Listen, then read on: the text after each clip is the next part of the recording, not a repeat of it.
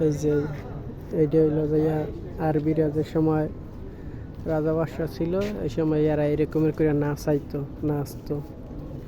এই যে তাদের অনেক পুরনো জিনিস আসবাবপত্র যে ব্যবহার করার, এই যে এটাকে এরা অনেক পুরনো।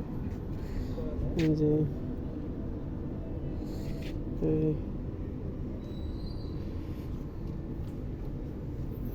এটি কি মুদ্রা হাকিম ভাই?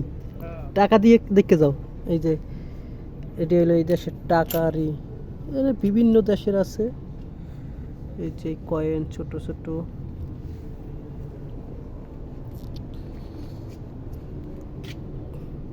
এটি হচ্ছে তালা।